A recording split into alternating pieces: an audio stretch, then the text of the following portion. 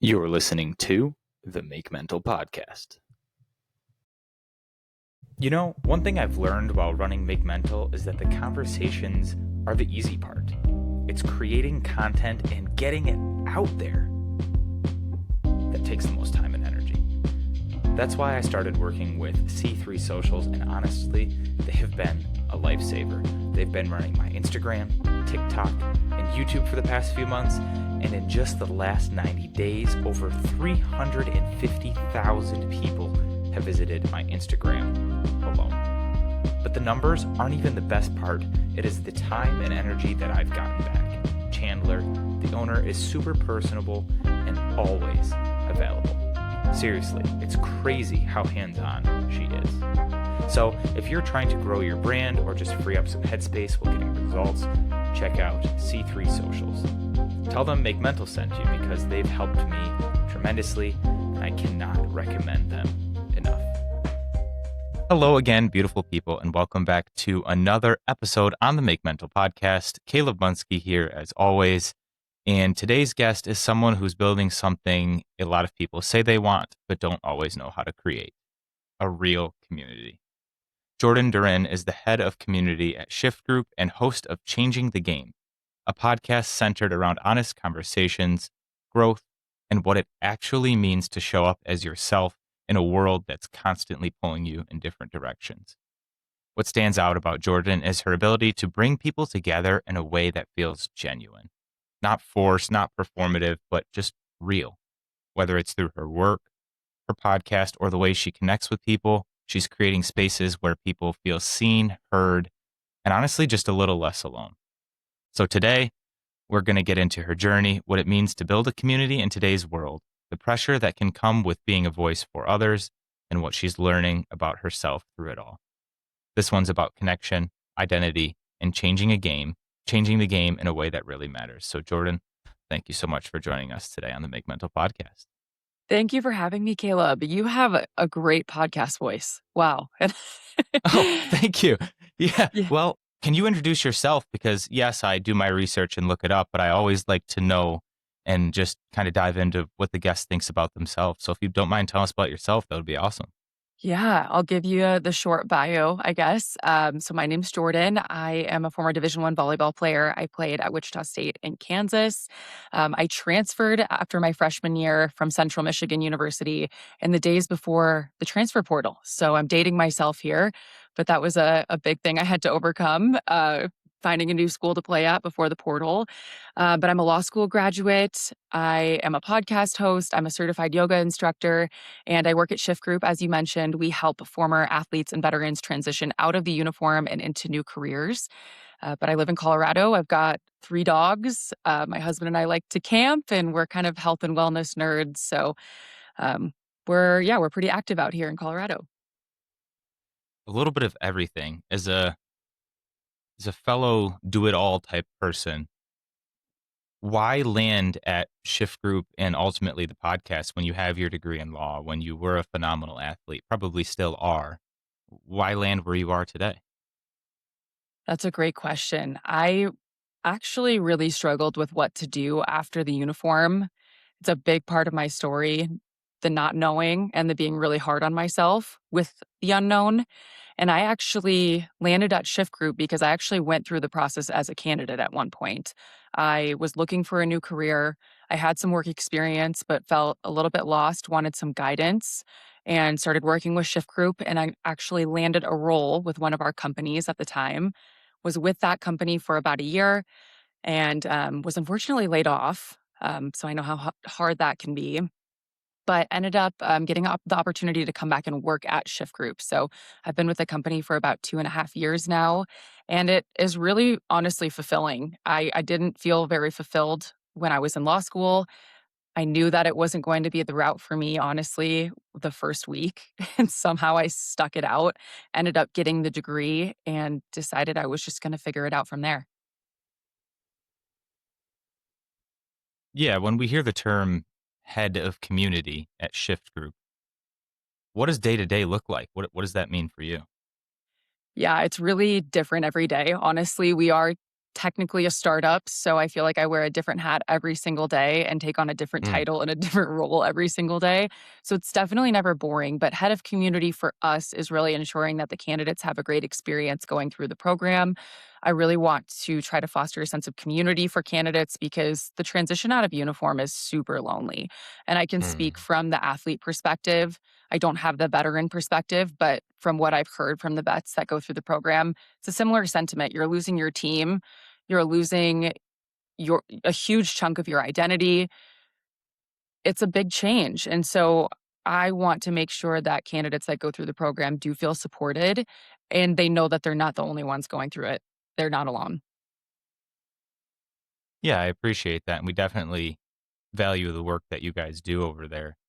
I want to focus on you for a little bit. You mentioned you were once a candidate, not necessarily an employee, fresh out of college.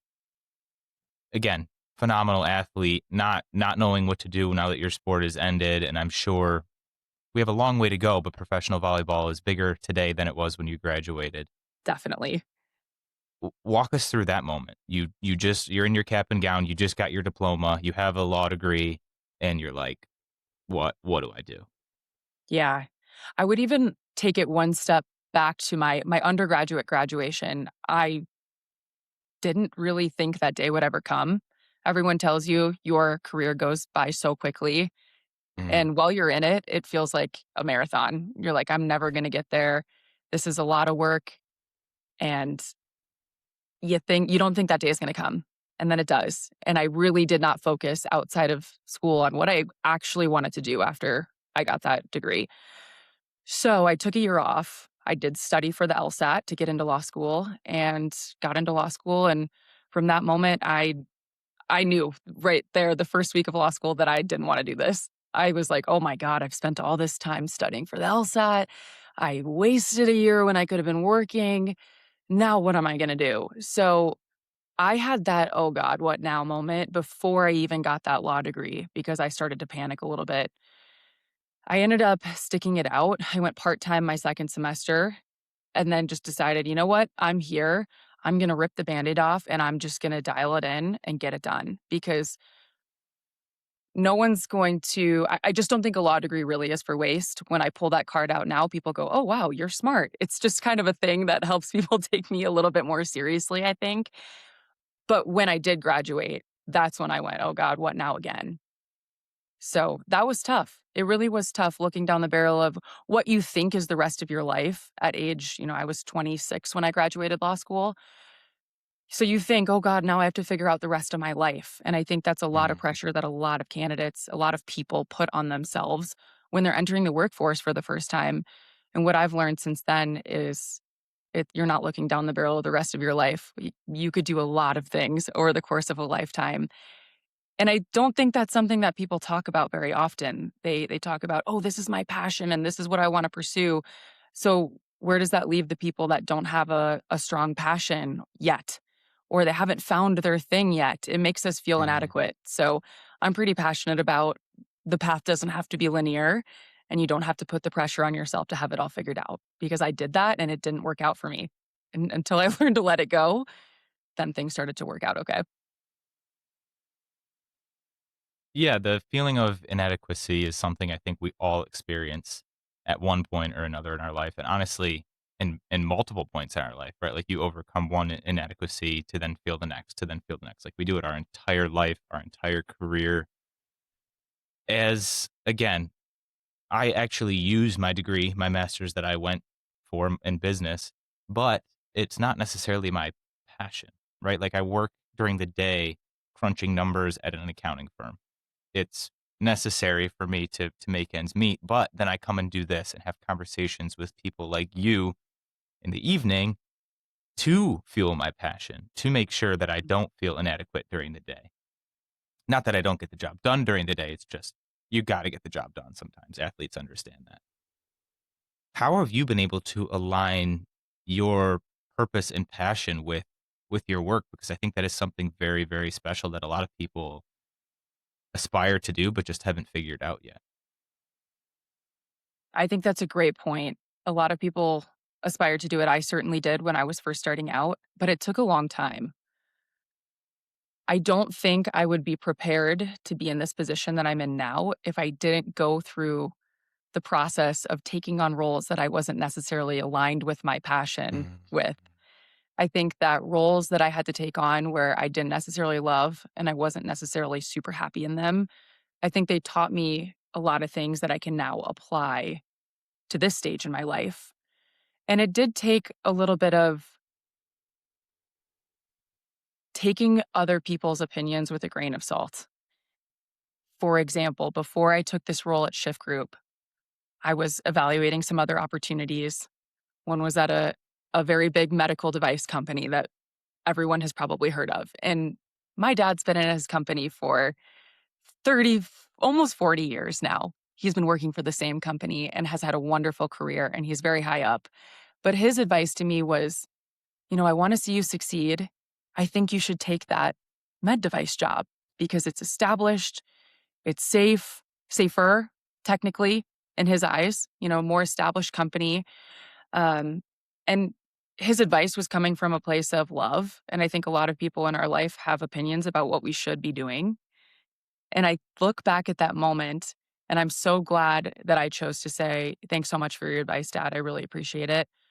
But I'm going to take a chance on this opportunity over here with the Mm. startup and see how this goes. And I'm so glad I did because it's been a wonderful journey and it's allowed me to start the podcast and to meet amazing people. Like I wouldn't be here talking to you if I didn't take that leap. And I just think so many of us, we want to do the thing that will light us up, but we are also a little bit afraid of what other people will say, or we just care about what people who care about us think. Like, I think that's just in our human DNA. And so sometimes you have to say, yeah, I appreciate it. I love you, but I'm going to go on my own path. Even if it means I struggle a little bit on that path. You have to let me struggle, Yeah. Yeah. which, as someone who cares about others, it's hard to watch people struggle, but at the same time, you ask them to let you struggle. It's this weird juxtaposition that you need. A lot to unpack in your response, so I kind of want to break it up into pieces. One, the opinion of those who you love and those who love you. The most powerful opinions that you can have, and you need them.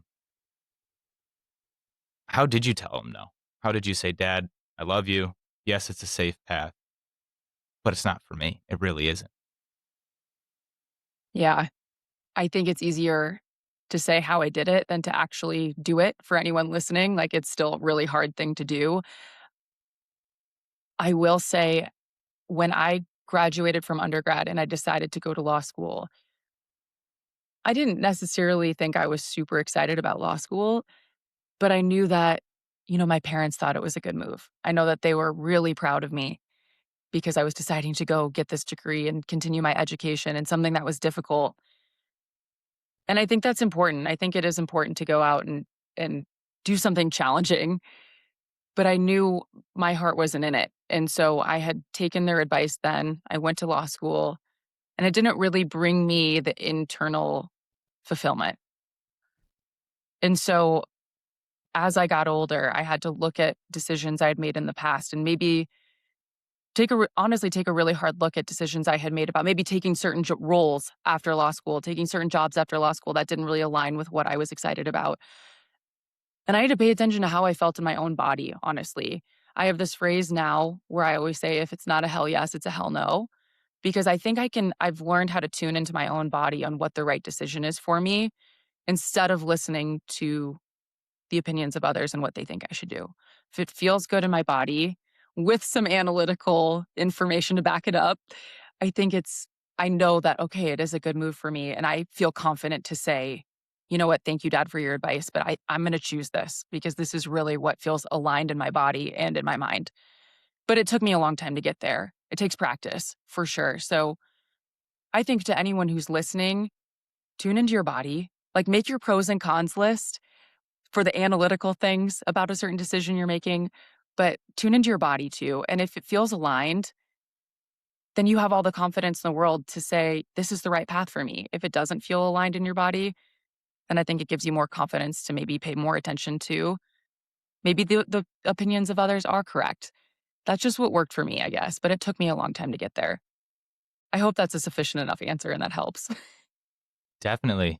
Or should I say hell yes? Hell yes, Hell exactly. yes and hell no. I like that. I like that. As someone who often operates in extremes themselves, speaking for me, 100%, 0% is my Yeah, saying. Like, and I used to just try and figure out how to be 50-50, but that's not possible. So I did tune into my body and realize that when I'm 100%, we better make the most of it. And when I'm 0%, we better just recharge and block yeah, out the rest of the world so that we can get back up, right? yeah. In your story, you mentioned that it took some time to get where you are. I think that is a pivotal piece that a lot of people miss in any story. Why do you think time is the ultimate player in most people's lives when we often want things now, now, now? That is such a good question. I think time, I mean, it is a huge player. I think with time, we learn more about ourselves, about the situation. Oh, man. I think time gives us the experience that we need to make the best of our talents or our situation. And I guess something I always reflect on this from my past when I really didn't know what I wanted to do with my career. And when my volleyball days were over, I really struggled with not being, I have a specific memory of me crying in my room when I was in law school, thinking, I'm never going to be on the Forbes 30 for 30, like as if that means anything. But we think we want it right now. We want the success now. You read about all the people that, they dropped out of college, they started their business, and now they're on the 30 for 30. They're millionaires or whatever the success marker is. And I've come to realize as I've gotten older that experience really does matter. It teaches you exactly what you need to know. It puts you on the paths that you need to be on. And I've learned to not question that so much. I think whether it's time for the differentiator for you or the universe, or for me, it's God, I think I'm put on the path that I needed to be on at the right time.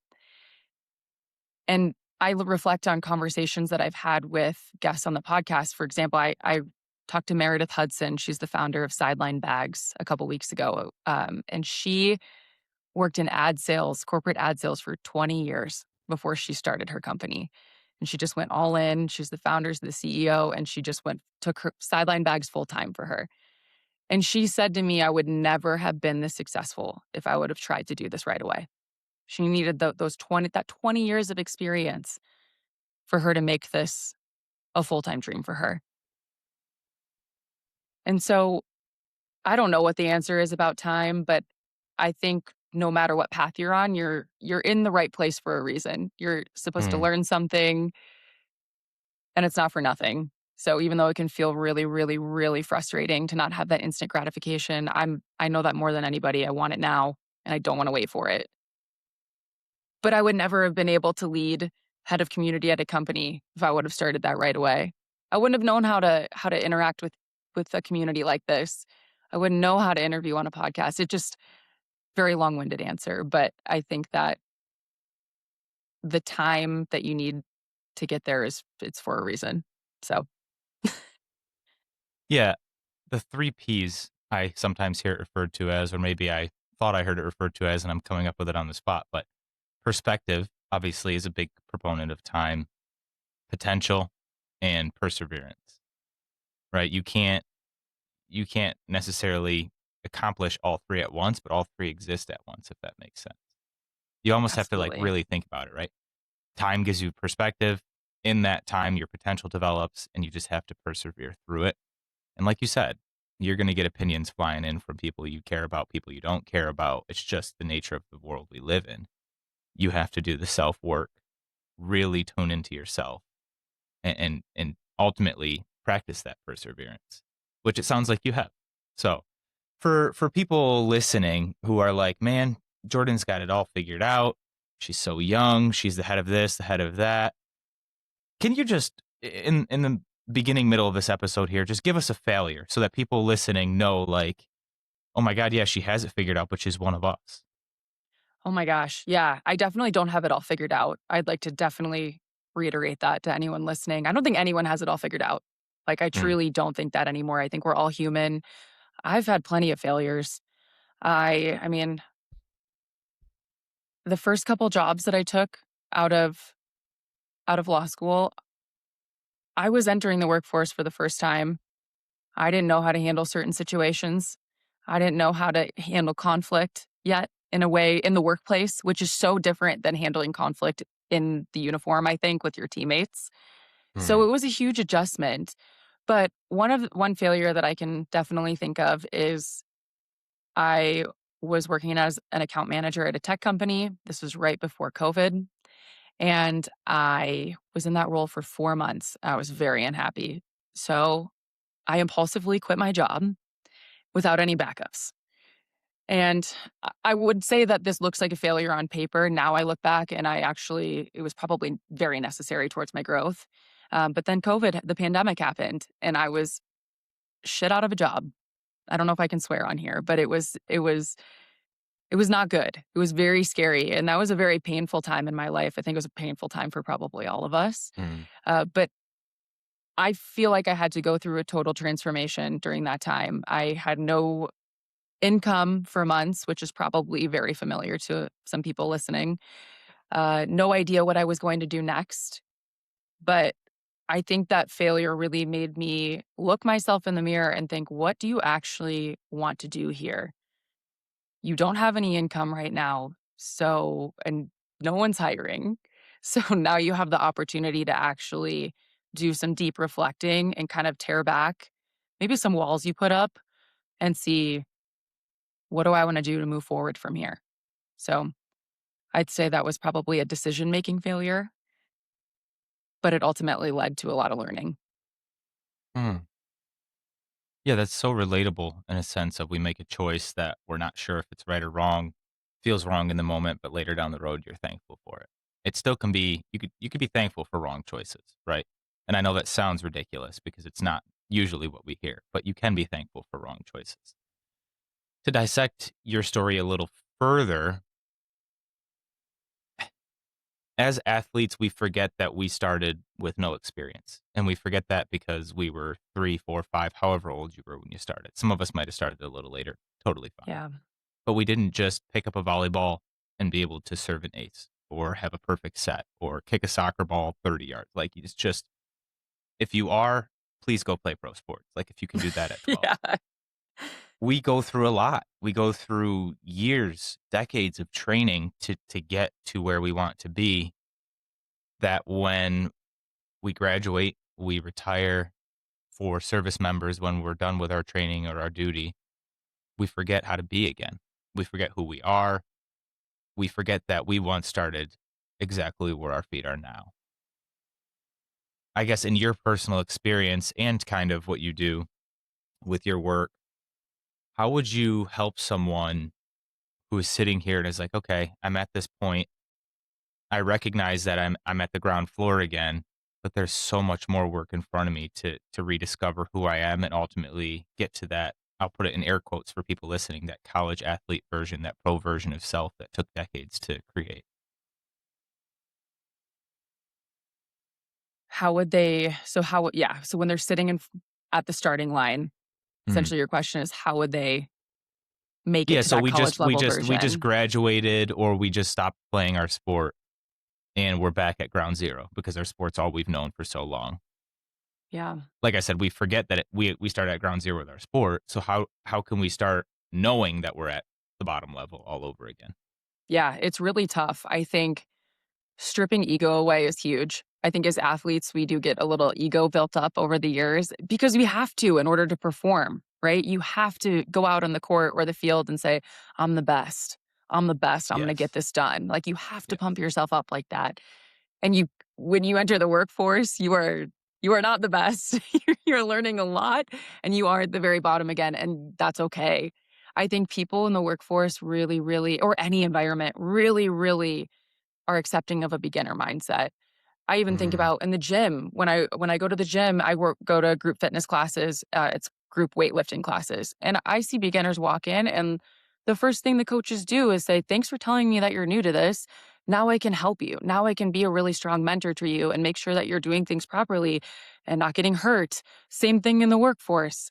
If you walk in and you don't expect to know everything, and don't put that pressure on yourself either. I think having a beginner mindset is beautiful. You walk in the door and say, "I don't know it all, but I want to be a sponge and I want to learn everything." And I think that's what athletes do really, really well, is they're Mm. able to be a sponge, they're able to take direction, they're very coachable, can take criticism well, constructive criticism, and those are exactly the skills that people are looking for in the workforce. And so we say lean into that, strip the ego back, and be proud to be a beginner again because you're gonna get those skills before you know it once you lean into not knowing.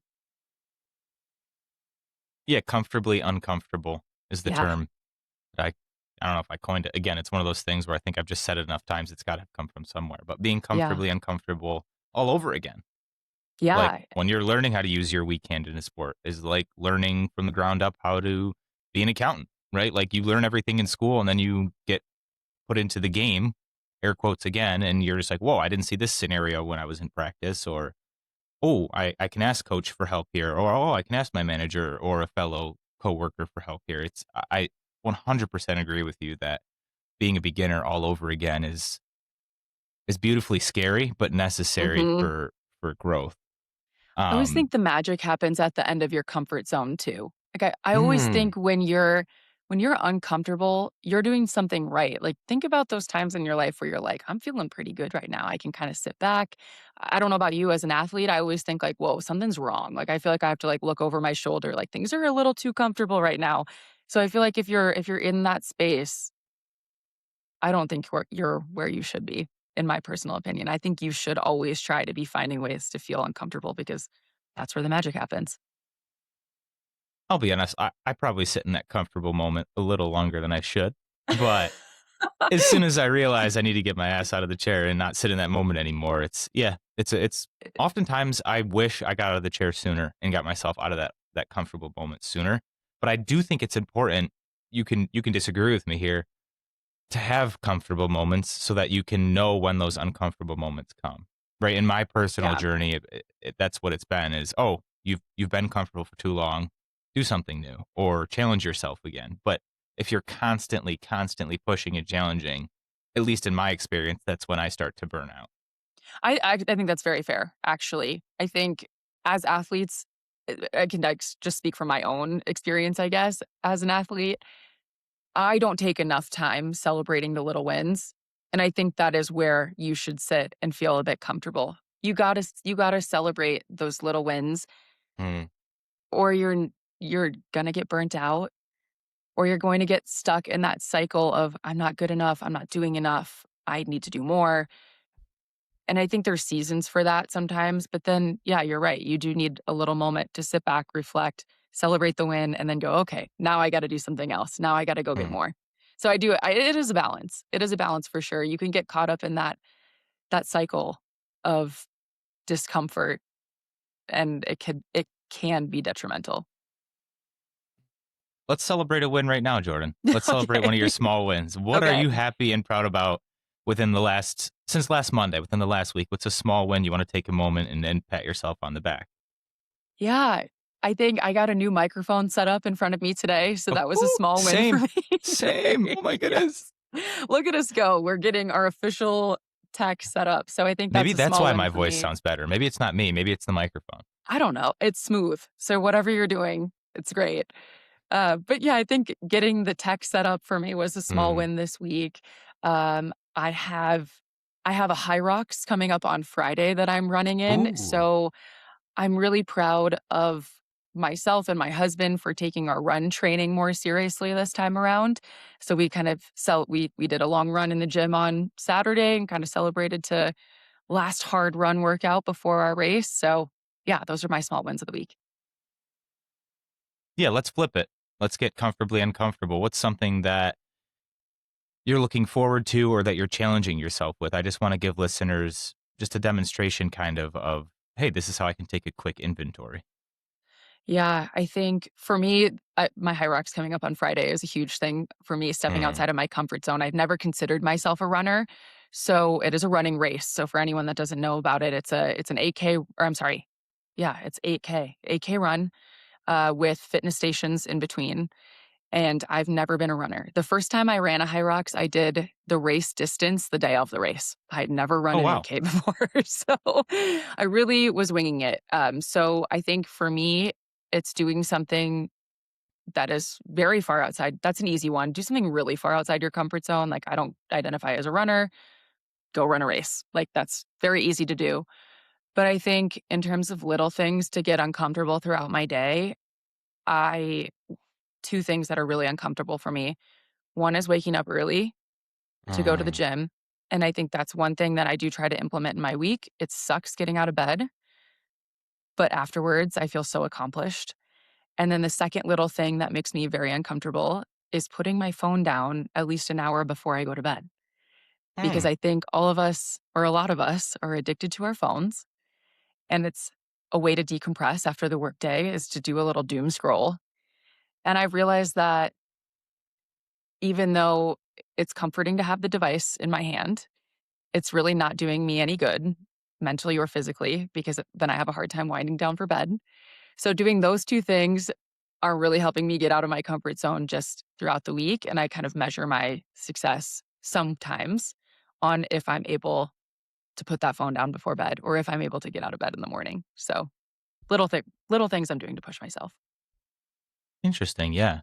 And I mean, I often think about that a lot, tell myself I'm gonna get up early and put my phone down, but then it's 1 AM and I'm on YouTube Shorts, and I'm like, "What the heck am I watching? Put your phone down," right? Yeah. So we're all guilty of it as much as we like to try not to, but that's the thing is you're never gonna be perfect. It's never gonna be Mhm. 100% or 0, like I said earlier, that's just how it feels sometimes. Yep. I wanna know kind of where was I gonna go with this? Give me a second. No, I you're forgot good. where I was going with this. I had somewhere I really wanted to go, and then I had somewhere else I really wanted to go. I wanted to talk about the podcast, kind of transition into that, but before that, I had something I want to say. You were talking about high rocks, running, uncomfortability. That's annoying. It was good. It was so good I forgot it. All Maybe right. Well, we could it'll come to you. yeah, it will, but there'll be no right moment to insert it. No right moment. That's always what happens. But perks of not recording live here. I said 0 to 100%. Okay. Yeah. Speaking of, I guess I could assume uncomfortability or uncomfortable moments, your podcast. That's not something that everyone has the capability to just pick up and do. Again, speaking from personal experience, if you haven't watched episode 1, I apologize, Mike, the guest. Don't go watch episode 1. He was phenomenal. I was awful, right? It was uncomfortable. It was new. It was exciting, but it just, oh, I look back at it now and I'm like, what were you doing, right? You're someone who stands at a corner of like community and creation and just an endless world of possibility. Why podcast? I love podcasting. I love listening to podcasts, and I always had a dream. I'd like to do a podcast one day. I love having conversations. I love connecting to people. But where the idea to do Changing the Game really came from was because I love podcasts so much. I would have died to have had a podcast talking to former female athletes who are doing cool stuff outside the uniform now when Mm. I was transitioning out. There maybe was something like that that existed at the time. I didn't know where to find it. Podcasting was still in its earlier stages when I graduated, so it wasn't as mainstream or accessible as it is today. I don't even think I had, like, a Spotify Premium. I don't know if Spotify even really it did exist, but it was early. I graduated in 2014, so that's the date, but I don't know. I don't know if it exists. We had Pandora.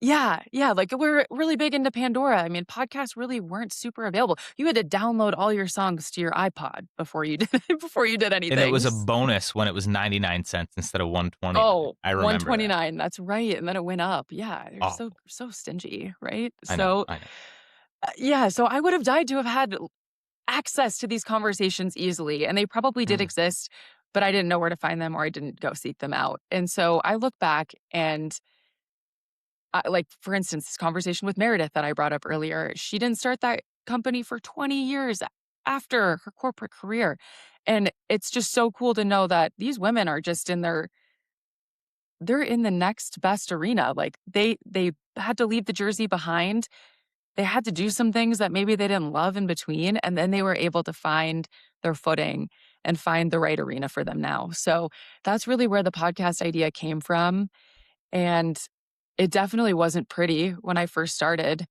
I'm with you there. I started doing it on LinkedIn Live. It was 30-minute Ooh. conversations. Yeah, it was just I remember my first one, I was so nervous. I sent the guest all the questions, and then I asked them to send me their answers back so I could see what they were going to say throughout the show, which I look back on and it's like, wow, it just so yeah, apologies to Rachel Gadbury was my first guest ever. She was amazing, but we've improved a lot over the last 2 years.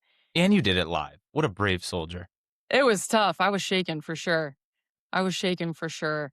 Yeah, no edits there. You had to be on your game when it was live. Mm. But I look back and I had to just rip the Band-Aid off.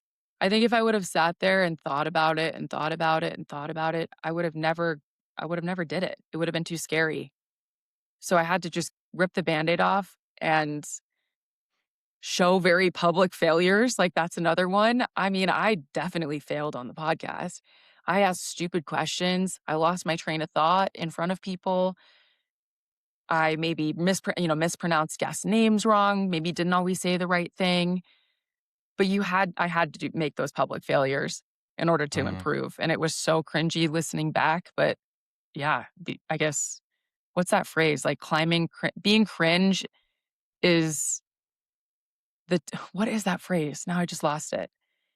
It's like being cringe is like the ticket to success or something, like you have to Hmm. be cringe in order to find success at something. So that's just how I felt starting that podcast. Very scary, but it's something that you have to just work through. Go Global is a free flowing technology company that handcrafts, embellishes, and manufactures garments and accessories. Designed on the principles of people, places, and possibilities, Go Global reimagines fashion and is inspired by you, the people of the world. I see so many parallels in my own story in yours, so it's kind of reassuring for me, but also kind of interesting to know that our paths are similar, but still so wildly different. And I think that's why this is such a fascinating conversation for me. I started the community over here for the same reasons. When I was in college, I didn't know if there was one. I wasn't able to find one. Again, maybe it was lack of resources. Maybe it was not enough time in the mental health space, right? I created a community for student athletes or athletes in general, high achievers to come in, listen to other high achievers, other athletes, other former athletes talk about their experiences surrounding mental health and well being because I needed that space. Yeah. I started this from a place of selfishness that turned into selflessness. So I was like, it's very tough in the beginning. You're like, why am I doing this? Am I doing this for me? Am I doing it? And the truth can be you can be doing it for yourself and others. Mhm. And that's when it becomes really beautiful because you start to look forward to it. You start to enjoy it, love it, really get curious, learn more about yourself. The other parallel I noticed was ripping off the band aid. Now, that looks different for everyone. My band aid rip was painful. It was Yeah. a anxiety attack on field in front of my teammates, right? But that was one of those super sticky band aids. We're not going to get graphic, but one of those super sticky band aids that like really hurts when you peel it off. Mhm. But it's been a long time coming, right? What was your, I guess, Band-Aid rip moment if it wasn't the let's jump on LinkedIn Live and struggle through it? I think the why is really important. Like, what you said there really resonated with me about you started doing it for yourself, but it also for others. I think that just makes the why so much more powerful. Like, leaning into your own life experiences is so important, and I think the Band-Aid moment for me was that before I ripped the Band-Aid off, there's this moment where you think there's no going back. Like, I'm gonna put myself out there for public criticism, and that is, I think, as humans, something that we we wanna be accepted. I think that's in our It's DNA. terrifying. It's It's terrifying. terrifying. It's terrifying to put yourself in the spotlight, and I always think of a quote by I think it was Austin Butler, the actor, that said, "Embarrassment is an underexplored emotion," and I Mm, always think about that when I try to put myself out there now, because it is really scary to just be perceived in a way that you can't control at times or to fail publicly. So for me, that Band-Aid moment was, okay, there's no going back. If I put out a LinkedIn Live and it doesn't go well, I can't just stop showing up because then I'll be the person that quit. And that to me was also scary. And I know quitting at times can be the right path depending which one you're on, but you open yourself up to criticism. mm, And but the minute I did tear the Band-Aid off and you go live, you hit record, and then that episode ends, I mean, it's a rush. It's a rush when you move mhm. through that fear, when you think, "Oh my god, I did that. I did that." And guess what? Everyone that had criticism, if they did have criticism, I didn't know because they kept it to themselves, and I heard all the good things from people. "Wow, that was so fun. Congratulations. Exciting. I can't believe you're doing that. That's awesome." The people that care about you will celebrate your wins, and the critics often don't come forward in those moments. So you don't have to hear it at the beginning. Mm. And so I think it's just, yeah, it's a scary moment, but the rush that comes afterwards, I think was so worth it. I'm not sure if you've ever ran track, but as someone who used to run track themselves, the only feeling that I can compare it to is the moment right before the gun sounds and you're about to do your race. Yes. I'm sure we've all felt it in our respective sports. I felt it in soccer sometimes, but no matter what, without fail, before every single race, there's just this uncomfortable pit at the top of my stomach.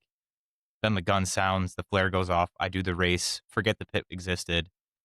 And honestly, if I wasn't throwing up from running too hard, it was awesome. It was like, "Oh my Yeah. god, why would you do that?" But I loved it at the same time. Yes. Yes, I know exactly what you mean. It's almost like just keep thinking about my first high rock since my second one's Mm, coming up. When I was running that race, I was like in the pain cave, like, why did I do this? Why did I sign up for this? This sucks. And then the minute you cross the finish line, you're like, that was the best thing ever. I can't believe I did that. I'm so proud of myself. yes, 100%, and I think a lot of people will experience that if they haven't yet once their sport ends. Yeah. What I wanna know from you is when to quit versus when to push through. And when I say quit, I don't mean just, like, give up or stop doing what you're doing, but there are times, like law school for you or becoming a Mhm. lawyer, you saw it out, but then we're like, "No, time to stop." I guess in your experience, w when did you know to stop versus continue? Yeah, I think that's a great question. And I think this is what I was trying to get at earlier when I said, sometimes it might be the right move to quit. I don't want to say, yeah, like if you're uncomfortable, quit. But I think that if you're going down a path and you've done the pros and cons list and you've felt it out in your body and it's not aligned, this might not be the path that's going to bring you fulfillment, that's going to bring you success. Maybe you're just on the path to learn something that you can apply to a new path. So I think it's Mm, really personal for everyone on knowing when it might be the right time to pursue something else or to maybe take a rest. It's extremely personal. So from my own experience, it I felt it in my body before I could verbalize it or think about it analytically, I guess. I felt every single time I felt resistance in my body when I made a decision that wasn't the right one for me. And I think it took me making the I think it took me feeling it in my body and ignoring that feeling multiple times before I was finally like, okay, I can trust my body now.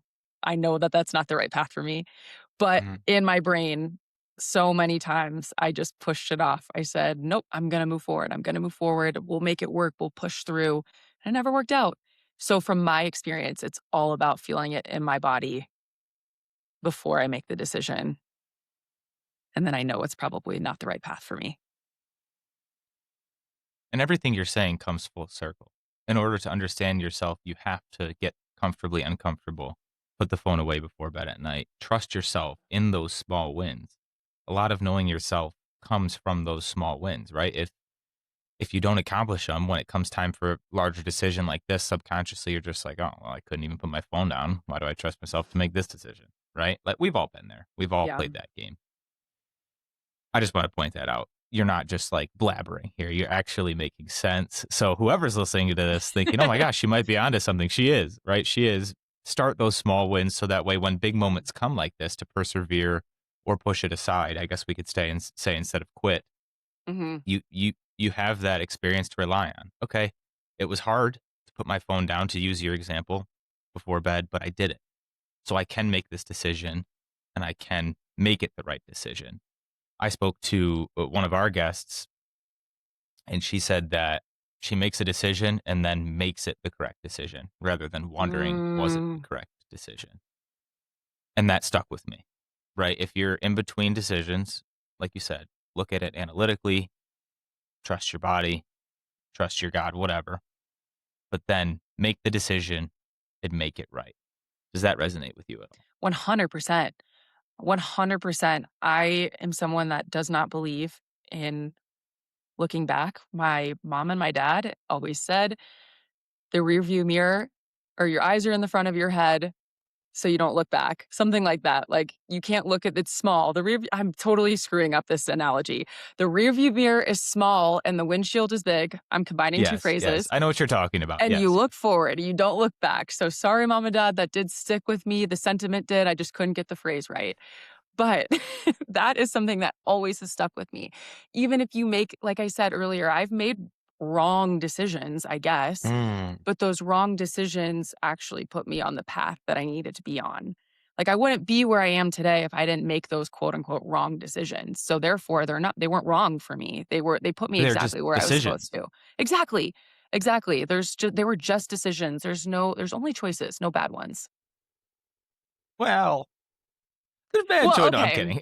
No, Yeah, I'm teasing you're you. I'm right, you're teasing right. you. I I'm know, I teasing live in the space sometimes of all or nothing, but yeah, there definitely can be bad you. No, choices, I will say me as that. well. But No, but I'm everyone talking understands. I was just being fair. yeah. Yeah, like, there's like your past guest said, you just make it the right choice. There's no Mm. point in beating yourself up over something, "Oh, I should have done this differently." You just move forward. Yeah, you just keep going. And that, again, takes time, takes perseverance, like we talked about, Mhm. a lot of potential. And sometimes your potential can develop in law school and shine as a community leader, right? You just don't know where it's going to take you. And I think that's what's so beautiful about it, but what's also so scary for us is, again, for the last X amount of years, soldier, teacher, athlete, insert your life there. We've been doing the same thing that when it stops, Mhm. we have no idea what we can take forward with us. And I think that's where your platform, your community, your whole entire being, your whole entire existence right now, Jordan, fits that perfectly so people can find themselves and honestly not learn, but just recognize what they can take forward with them. Yeah. I And think I a lot think of we need more spaces like that. So thank you. Yeah, thank you. I appreciate that. I think a lot of athletes and veterans are when they leave the uniform behind, it's very easy to think, how am I going to use these skills that I've learned from Mm, this last chapter in the next one? Or, nobody values them as much, or because because you're not using the physical skill anymore, they have a hard mm, time translating it to the next arena. But those skills are so, so valuable. Everything you learned in that chapter, it's never for waste. And there are going to be so many rooms in the future that value that experience and want that sort of chemistry and character in their room with them. They're going to want you in roles with them. And so I always tell candidates, lean into your background. It's important. And if you are having a hard time finding the right room, or you don't feel welcome in the room that you're trying to get into, go find a different room. There's so many people out there that want to work with athletes and vets and people with that experience. So you'll mm. find the right room. Yeah, I kind of want to ask you if you can't find the right room, like we both did, how do you encourage someone to create the right room and invite others in? Yeah, I mean, that's something that's so cool about athletes and vets. They're really resourceful. They find a way to get it done. One thing that stuck with me from a guest on my show, she said, if you want more opportunity, you have to increase your surface area of luck, is what she says. And that Mm, means getting into different spaces, learning from as many people as you can, shaking hands or having coffee chats, whatever it is. If you want to create opportunities and invite others in, get around if you don't know what the opportunity is that you want to create, I guess, go learn from people. There's so many people out mm, there that will gladly say, "Sure, I'll take a 30-minute coffee chat with you. I'd love to hear about your experience and share more about what I do." I think generally people wanna help other people. That's been my experience. So, go put yourself out there. Go mm. get into different rooms, maybe rooms you didn't think you'd be in, and then find those opportunities, get ideas, have conversations, and then you can really think about, "Okay, what is it that I wanna create?" And then you can start to invite other people into that room. Then you can start to have conversations. I had someone on a community of female athletes, a bulletin board the other day. She posted she was looking for podcast hosts to meet with to learn about how they set up their podcasts. And someone else dropped my name in the comments and said, "You should meet with Jordan." And so now I'm on the other side of that coin going, "Oh, I'd love to help you." Because I was once that person that was like, "Please, somebody help me. I want a conversation. How did you do this? What do I do next in my career?" So I think just start to put your name out there. Just start to meet people. You never know when they might think of your name or say your name in a room that you're not in. So I think it's just all about increasing your surface area of luck, honestly. Yeah, very well said. And I think just an ounce of vulnerability goes a long way when you're meeting with other people, right? You don't have to open up and share your entire life story or even create a podcast or community. It could be one or two friends, right? That's a community Yeah. within itself. But once you share a little bit about yourself and allow others in, they'll open up. And it's honestly amazing. From a baseline level, we like talking about ourselves, right? It feels good to talk about ourselves, to share what we do. But then it feels even better when talking about yourself and sharing what you do gives back. And that's what people look for when you're, again, in your example, it's nice to know that people see you as a respected podcast host and want your help. So of course you're going to help them out because you want them to get to your level, right? And then you want to keep Yes. moving up the ladder yourself. And it's just that beginner mindset to bring it all back together that you mentioned. If you're not willing to one, ask for help, two, get a little bit more vulnerable, and three, just rip off the band-aid, then you're just gonna have to be okay with your decision of sitting there for now. And again, it might be the season of sitting and just waiting. Yeah. But at some point, if you would like to change your luck, or as you say, increase your surface area of luck, you're gonna have to move. You're gonna have to get out of the chair and change the game, honestly, like you have. So Yeah. And I think there's room for all of us. I really truly do Mm. believe that. I mean, how many times I don't know if you're on TikTok, but I don't know for me how many times I've been on TikTok scrolling and someone comes up on my page and I look at their profile and I've never heard of them and they have 5 million followers. And I'm like, Mhm, "Oh my god, who is this person? They have 5 million mhm, followers." And so when people say like, "Oh, podcasting saturated," or content creation or whatever the lane is that you wanna get into, they say, "Oh, it's saturated." I just don't believe that because I think everyone has their own unique story and you can learn from anybody. You can learn from mm. anybody and connect with anybody. So I totally disagree with that sentiment that it's saturated and that you should just stick to something else or find something else. If you are passionate about podcasting, Caleb and I will talk to you. Like we want to help other people get to that level. I mean, I'm volunteering you right now, and I'm oh, of assuming course, you, of yeah, course.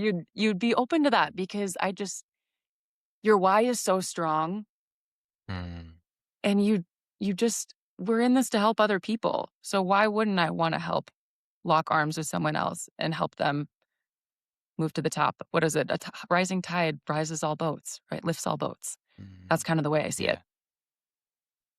Yeah, I love that quote. I've never heard of that before, so I like that. I wanna open up the floor to you, Jordan, here in the last few minutes of the episode to speak about whatever you want, whatever's close to your heart, whatever you think the Mhm. listeners need to hear before we jump into the final question on the Make Mental podcast. Wow. Yeah. I think one thing that's been top of mind for me for a long time, or just on my heart, or something that I just really care about is, I think as if anyone's listening that's a coach, I know you've said you've coached before, or they're a teacher or a mentor or a manager at work, whatever it is, if you're in a leadership position, I think it's really important to know that you're not just impacting a team's wins or losses or a company's wins or losses. You're impacting a human being on the other end of that relationship. So I always encourage managers, coaches, teachers to really take that role seriously and know that you're uplifting a human being on the other end of that relationship. Speaking from experience, I had really great coaches in my high school club days that poured into me and really believed in me as a person. They knew one day, I wasn't going to be an Olympic volleyball player. I wasn't going to go play professionally, but they knew that I would go be a human being in the world someday. And they wanted to make sure that I was confident and equipped to handle life's challenges. And I think sometimes as coaches or managers or teachers, we can get hyper focused on one outcome, and that's the win right now, instead of taking in all aspects of the human being underneath the jersey. And so I think it's really important to know that the words that you say have a lasting impact on people. They really do. People will never remember what exactly you said, but they'll remember how you made them feel. That's another phrase that I live my life by. Mm. And I just think it's really important. I think it's really important. Tell your players that you believe in them. Tell them that they're capable of challenging things. Earn their trust.